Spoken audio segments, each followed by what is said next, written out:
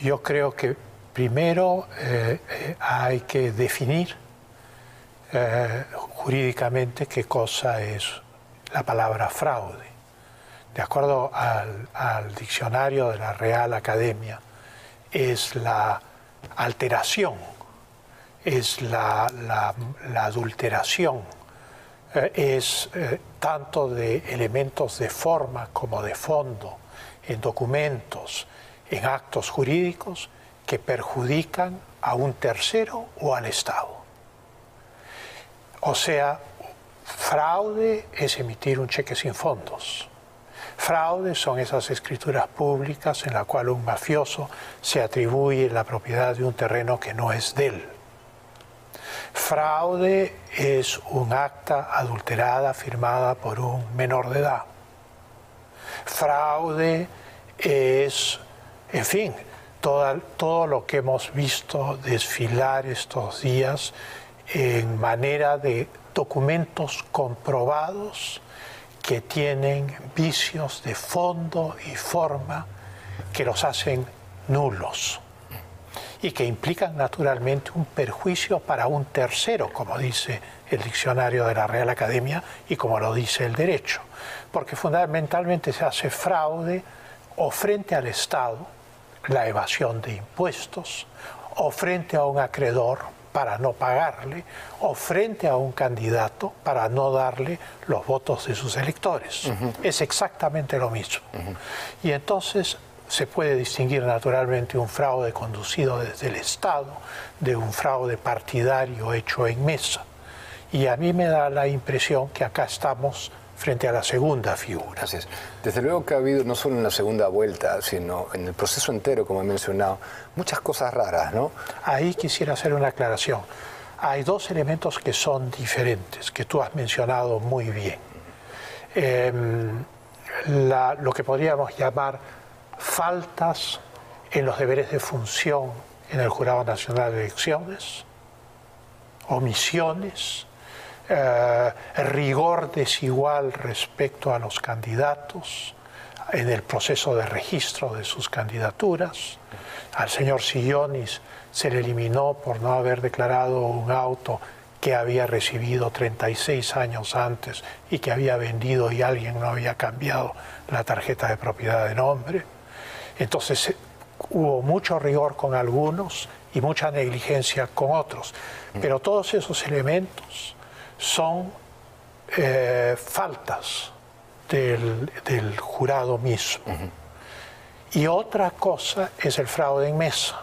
Claro, la combinación de estas disfuncionalidades de la autoridad electoral, como dar un plazo y luego retirarlo unas horas después, creando incertidumbre jurídica en todos los participantes, naturalmente son, digamos, potenciadores de la adulteración hecha por un partido en provincias lejanas, sobre todo, como lo ha demostrado Lourdes Flores, mostrando actas en provincias, en varios colegios, en la totalidad de las mesas de esos colegios, donde las actas son todas idénticas, donde el candidato Pedro Castillo tiene todos los votos, la candidata opositora cero. No hay ni siquiera votos nulos ni votos en blanco. Sí, no, la gente mira con profundo recelo a la OMP y al jurado. Ahora, yo quiero mostrar algunos de estos casos sospechosos. Hay cientos, decenas de cientos que nos han hecho llegar.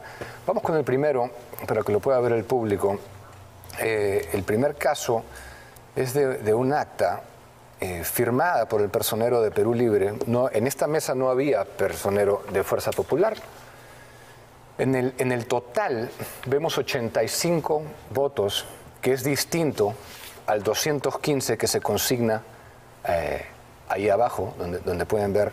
Pues bien, lo cierto es que el total consignado luego fue de 85, cuando debería haber sido de 215, ¿no? En consecuencia, se concluye que se debe anular la votación consignada a favor de la organización política Fuerza Popular. O sea, en esta acta, en que Fuerza Popular tenía 138 votos frente a 48 de Perú Libre, se anula la votación de Fuerza Popular, pierde esos 148 votos. Y en la conclusión abajo vemos que para Fuerza Popular van 0 votos y para el partido político Perú Libre sí se suman los 48. Pero eso no puede hacerse. Bueno, ese es Yo fui secretario del Jurado Departamental de Elecciones de Lima, que es como los jurados especiales actuales, y ese es, o sea, si se anula la totalidad de un acta por errores de fondo, se anula para ambos. Así es. Ese es el no se puede anular favoreciendo a uno y anular los votos del otro, claro, porque el error envuelve a ambas posiciones, sí, ambos grupos de votantes. Vamos con el segundo caso, y el primero es una denuncia bien seria, por lo que está diciendo usted, doctor. Vamos con el segundo caso, vamos a mostrar al público. El acta electoral que consigna casi el triple de votos para Fuerza Popular que para Perú Libre, ¿no? Con el total de electores hábiles 300, se anula toda el acta, pero se perjudica a Fuerza Popular realmente. Es el mismo fenómeno, pero hay otro problema. En el 80 empezaron a usarse computadoras y entonces empezó a digitarse las actas que llegaban de los locales de votación. Y entonces acá tenemos un doble fenómeno. Tenemos la anulación parcial del acta, porque esa es la verdad, a pesar de tener errores de fondo y forma que la hacen completamente nula, la anulación parcial del acta favoreciendo a uno y no a otro, primer problema. Y segundo problema, la diferencia entre los votos, entre el número de votos consignados originalmente y el número de votos recogidos por la OMPE implica necesariamente, cosa que ya señaló Víctor Andrés García Belaúnde, una disparidad en el proceso de digitación de las actas. Claro. Y ese también es un problema, es una disfuncionalidad de la OMPE, ¿no? Que es la encargada de hacer eso. En este caso sería en perjuicio de una organización. Claro, eso es lo absurdo, porque si yo anulo un acta porque tiene vicios insalvables, la anulo para ambos. Así es. No puedo anularla para uno y dejarla válida para otro, porque es la totalidad del documento el que es nulo. ¿Usted cree que ha existido manipulación de votos en primera vuelta? No lo sé, porque lo que sucede es que los ciudadanos estamos sentados frente a nuestros televisores y leemos los periódicos y tenemos pedazos de información. Pero, por ejemplo, el candidato López Aliaga hizo una denuncia muy fuerte respecto a la alteración de actas en su caso, que fue completamente omitida, o sea, ni siquiera el organismo electoral se tomó la molestia de examinar el reclamo. Y entonces eso naturalmente, digamos, es otro elemento más que se añade a todas las incertidumbres que tenemos. Pero no es un fraude estatal sistémico. Daría la impresión que es un fraude partidario y que se producen en el proceso de digitación, en el proceso de decisión, ciertas parcializaciones que no caen, digamos, dentro de la definición del fraude propiamente dicho, pero que convalidan a uno y no al otro. Yo quiero preguntarle, viendo los funcionarios públicos que tenemos en organismos claves, como Salas Arenas, sin ir muy lejos, ¿cuándo es que empezamos a descuidarnos tanto con el avance de la izquierda, pero de la izquierda radical? En todo el siglo XXI.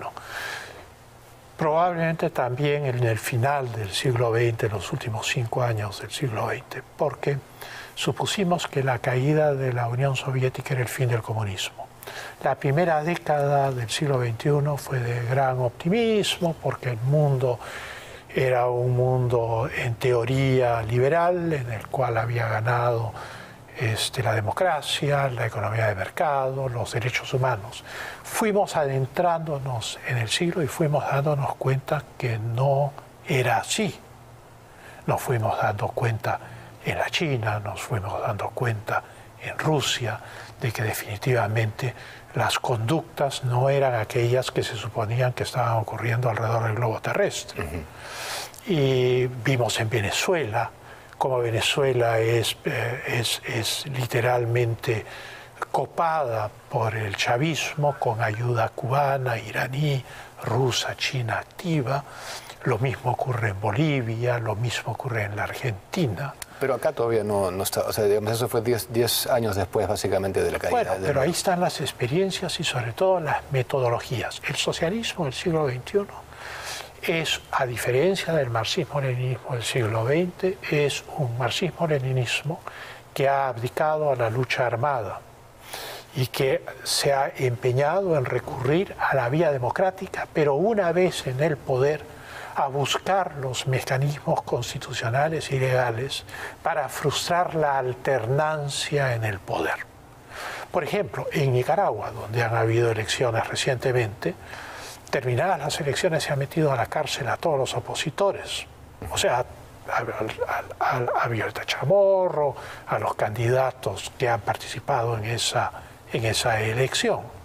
En el caso de Venezuela se hace una asamblea constituyente, se le da poderes legislativos y entonces el Congreso, la Asamblea Nacional queda pintada en la pared porque los proyectos de ley del gobierno pasan por la Asamblea Constituyente y ya no por la Asamblea Nacional.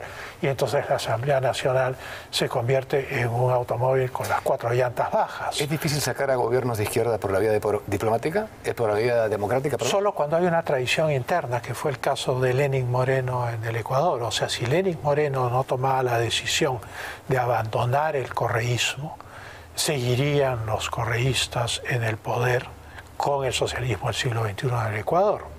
Lenín Moreno tomó la decisión de apartarse de ese camino y de regresar a la concepción americana de la democracia, de la libertad de mercado, etcétera, que es aquella de las Américas, aquella por la cual se luchó la guerra de independencia en el siglo XIX, ¿no?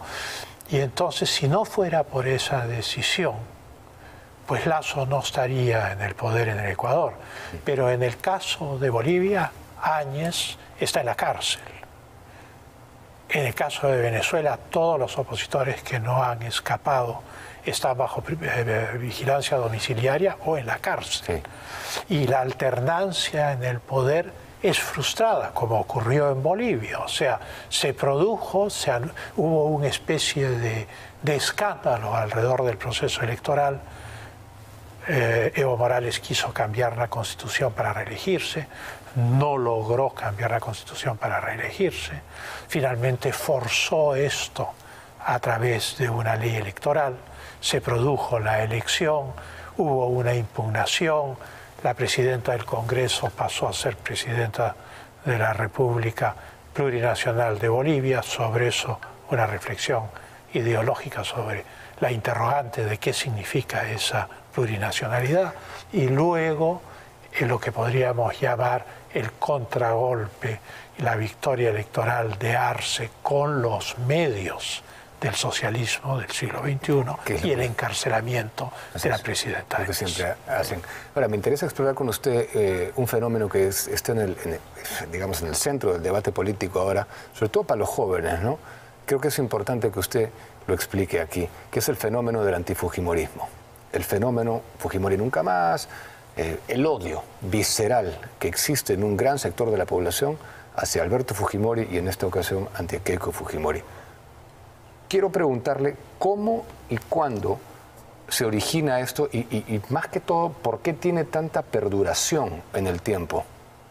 Yo creo que inicialmente el odio, digamos, para las personas afectadas, sea por la lucha antisubversiva o sea por el cambio de estructuras del Estado, que era imprescindible porque nuestro Estado estaba absolutamente quebrado, devorado por la hiperinflación.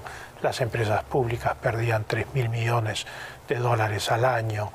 La inflación llegaba al 7.614%.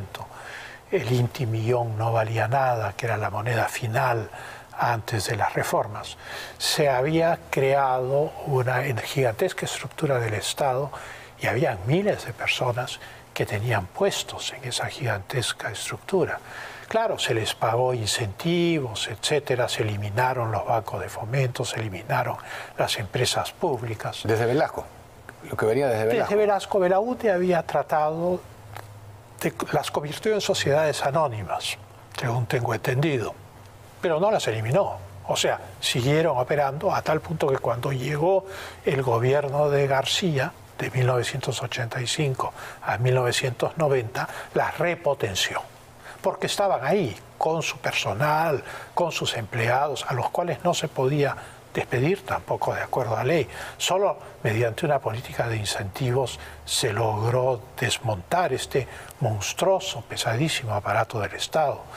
Y entonces, naturalmente, 1 de cada 10 negocios en el mundo tiene éxito y los otros 9 quiebran. Entonces, mucha de la gente que recibió incentivos, etcétera, naturalmente perdieron la seguridad que el empleo estatal les daba. Entonces, ahí hay un primer bloque de personas cuya desafección, digamos, es natural respecto a las reformas. Perdieron su trabajo cuando Fujimori privatizó. Correcto. La privatización implicó la pérdida de un empleo fijo, seguro, inamovible y perpetuo.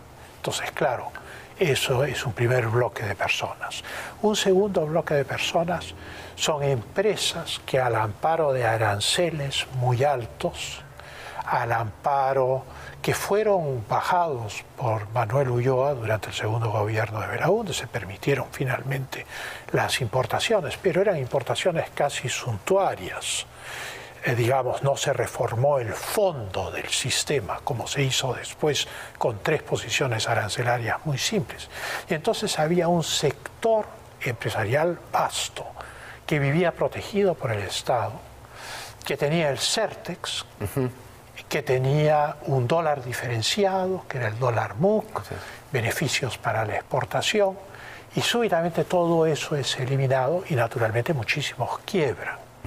La idea de que los negocios deben reconvertirse, de que uno debe reinventarse, que algunos economistas de las business school norteamericanas plantean, es muy fácil en teoría, es muy difícil en la práctica, porque el hombre es un animal de costumbres, ¿no? Y entonces, naturalmente, mucha de esa gente, empresarios, algunos de alto nivel, pues le tuvieron un gran odio. O sea, ya tenemos 2 bloques. El tercer bloque son los movimientos terroristas y su derrota. Ellos hacen un ataque generalizado contra la sociedad peruana, causan una gran mortandad, cuyo número es impreciso, porque la fórmula que usó la Comisión de la Verdad era una proyección matemática de 60 y tantos mil. Digamos que sean alrededor de 40.000. Es difícil precisar, porque yo recuerdo la anécdota de Gorbachev. Yo era estudiante en Londres y Gorbachev anunció que la Unión Soviética había matado a 30 millones de personas, que era un número inmenso de gente. Y la admisión dentro de la glasnost y la perestroika era chocante. Solzhenitsyn alzó su voz inmediatamente, dijo: es mentira, son 60 millones. Entonces, claro, entre los 30 y los 60, quedémonos con 45 millones, por decir. Pero bueno, lo mismo acá. Entonces, 40.000 muertos. Sí. Un costo enorme para la policía, los entierros cotidianos en la televisión de 3, 4, 5 policías asesinados, a los cuales les robaban las armas. Me imagino que también el dolor de las familias de los terroristas, y eso, pues claro, genera odio, ¿no? Sí. Luego viene ya el final, y en el final salen los Vladivideos. El gobierno propone una segunda ley de amnistía para las Fuerzas Armadas y policiales, para delitos contra los derechos humanos y delitos comunes. Yo renuncio frente a esa situación. Yo renuncio un mes antes de que Fujimori se vaya. En Wikipedia y en los textos universitarios se pone mi renuncia como subsiguiente a la de Fujimori, para eliminar este episodio. Pero tengo que ir a la primera pausa, pero quiero ahí a lo que voy, esos son los 3 bloques. Y entonces los partidos democráticos utilizan naturalmente la fuerza política. Es como un ingeniero hidráulico que llega a una cascada y pone una turbina abajo. Ya está la cascada ahí. Con la turbina genera energía eléctrica. Pues bien, los opositores de Fujimori vieron esta cascada de estos 3 bloques de personas, pusieron una turbina, o sea, la utilización de estos sodios, y naturalmente mucha gente fue a la cárcel, justificadamente muchos. Fujimori fue condenado, Montesinos fue condenado, muchos de los generales de la cúpula fueron condenados, pero debió haber terminado ahí. Cuando Fernando Belaúnde ganó las elecciones, y con esto acabo, de 1980, ya al término del conteo, Nicolás de Piero Labalta, presidente del Jurado Departamental de Elecciones, y yo fuimos a visitar a Fernando Belaúnde, a felicitarlo. Y Fernando Belaúnde rememoró el exilio de su familia y la mía en los años 20 y 30 y hasta los 30. Y dijo, nunca hay que perseguir. Recordó el dolor de la persecución de esa época, nunca hay que perseguir.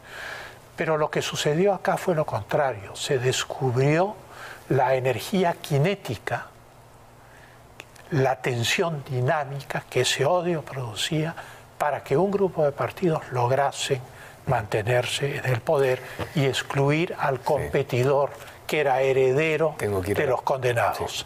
Y claro, ese es el origen del antifujimorismo. Quiero ver ahora cómo se permea esto en la nueva generación, eso después de la pausa le ruego. Vamos a la primera pausa comercial y regresamos con Francisco Tudela.